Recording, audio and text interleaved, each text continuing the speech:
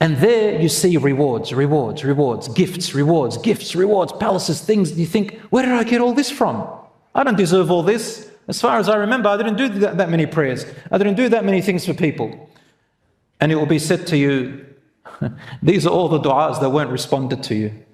Allah owes them to you. Here you go. Do you want to know the signs of your du'a being accepted? You want to know? I'll give you 6. Number 1, you find yourself after you make your du'a, you might have one of these or all of them or some of them. Any one of them, even if you have one, that's a sign, inshallah, of acceptance of your du'a according to the scholars. Number 1, uncontrollable tears and crying. You find yourself burst into tears.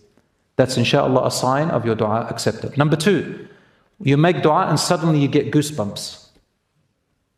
Because Allah mentions it in the Quran. تَقْشَعِرُّ مِنْهُ جُلُودُ الَّذِينَ آمَنُوا. When you hear Allah's words and you call upon Allah, you feel goosebumps. Number 3, feeling of awe and inspiration. After you feel inspired, something's happening. I'm feeling guided. Number 4, feeling of peace and calmness after you had fear and worry. Like being showered or bathed, or like a therapeutic massage, you feel like that. Number 5, lightweight, as if something was on your shoulders and it was taken off. And number 6, feeling your iman rise. Allah says in the Quran, إِنَّمَا الْمُؤْمِنُونَ الَّذِينَ إِذَا ذُكِرَ اللَّهُ وَجِلَتْ قُلُوبُهُمْ وَإِذَا تُلِيَتْ عَلَيْهِمْ آيَاتُهُ زَادَتْهُمْ إِيمَانًا. The true believers, the sign of them is that when Allah is mentioned to them, or His verses, their hearts shiver, and when His verses are recited, their iman rises. Brothers and sisters, I mentioned before that dua has an effect on Qadr. Qadr means Allah's predestiny. There's something written that's going to happen to you in a negative way. Rasul says, the hadith is in Ibn Majah, Tirmidhi and Tabarani, and classed as good and reliable. He said, nothing can increase in your lifespan except for goodness and kindness to those who are around you. Your parents, your siblings, your children, your spouse, your neighbors, animals, everything. Bir, goodness in general. And nothing can prevent bad qadr, calamities, except for dua. And then he said, the qada and dua, the predestiny that Allah has sent down, and the dua will continue to wrestle between the earth and the heavens. And he also said, sallallahu alaihi wasallam, the dua will benefit you with things that have come down or haven't, meaning of any calamity, any destiny that was supposed to happen to you, bad, things that are not so good, they're meant to happen to you. He says, dua will benefit you with things that have happened, that are happening to you now, the hardship you're going through now, and the hardships that have not yet reached you, meaning in the future. So dua benefits you for what you're going through now and what you may go through in the future. How? He said, calamities will come down and your dua will meet it, and they will continue to fight until the day of judgment. And the hadith is Rawahu Hakim and authenticated by Sheikh Al-Albani. How does the dua change qadr? Calamities of qadr. Qadr is 2 types. Pre-measurement, predestiny, fate that Allah has written it's going to happen to you is 2 types. Number 1, there is a qadr that is set, unchangeable. It's written and it's set. Nothing can change. That's the first type of qadr. The second type of qadr Allah writes, it is preserved in His knowledge, but it is changeable.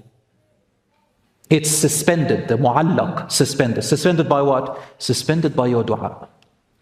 Allah tells the angels, this is the qadr that's going to happen to them. When the day comes that the angels have to carry out that qadr, Allah says, my servant has made dua, and I had another qadr that was going to overcome it because of their dua. I made it because of the dua. Now take this dua, take this qadr towards them.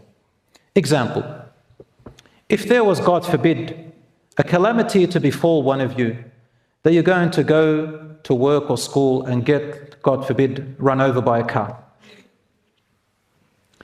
And say the qadr was that 2 legs will be broken, 2 arms will be broken, a fracture in the head, unconsciousness, and so on. But Allah knew that you're going to make a dua. And that dua, you made it with full-heartedness. And it was very strong. And it ended up being so strong that the Qadr and that dua met halfway. Then either a new Qadr will come in. Either you will cross earlier or later and the car won't run you over. Or the dua is a bit weak. Say that you have some earnings in haram. Say that when you said it, you weren't very strong and your heart wasn't present too much. Then the calamity may fall and maybe one leg will be broken instead of everything else. So it'll be diminished, or maybe a fear, or maybe something else. So brothers and sisters, Rasul sallallahu alaihi wasallam, Allah subhanahu wa ta'ala, He calls us to constantly make dua. Why? Because it's your attachment to Allah subhanahu wa ta'ala.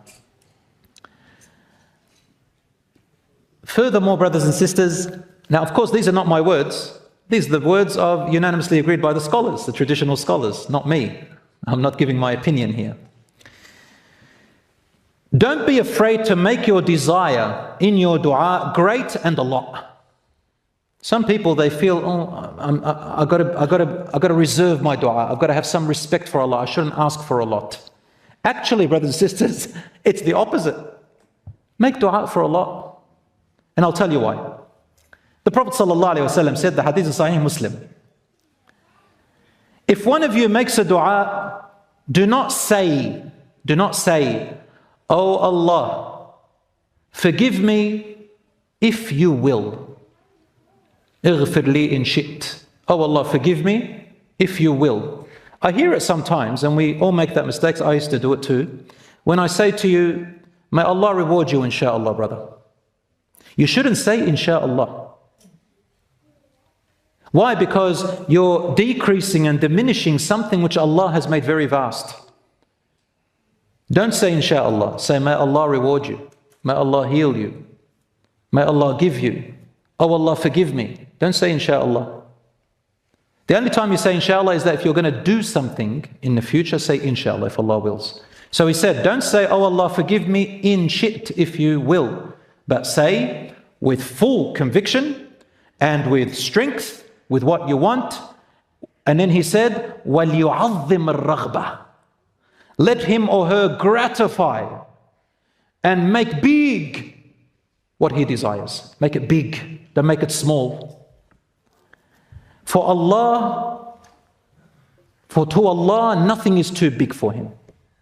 Now be careful. There's a difference between saying nothing is too big for him and nothing is impossible for him. Some people, they say, to Allah everything's possible. Yes, but Allah has also made laws in this world that there are things that He made impossible and He won't give you. So for example, if I say to you, you can make dua that Allah never makes you die. Is that possible? That's impossible. So there are things that are possible and impossible. The Prophet ﷺ,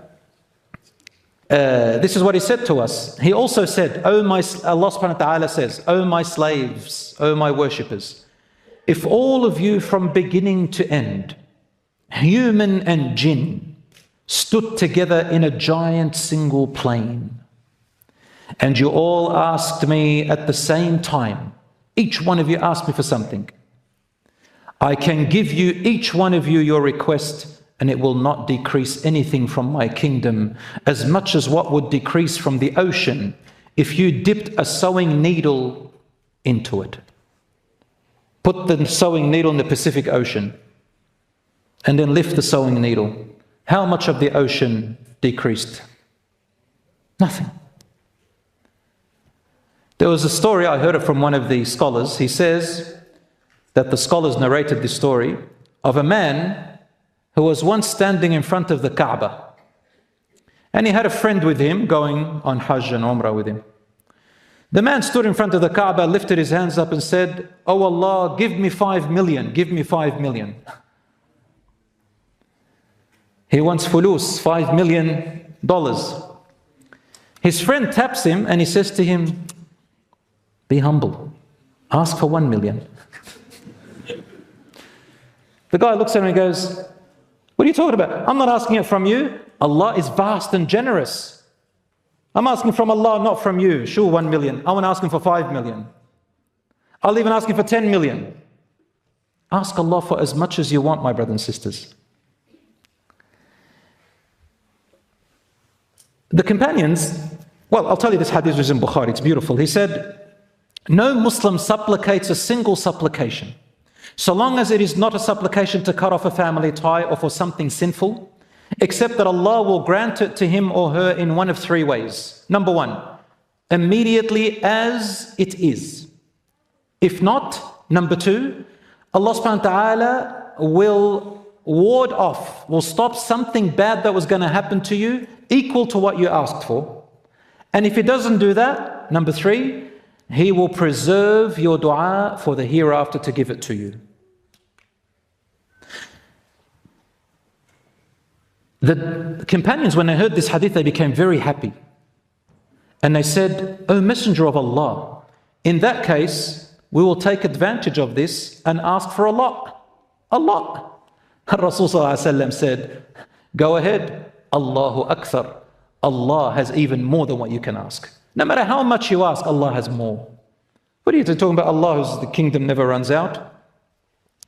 He said to them, Allahu Akthar.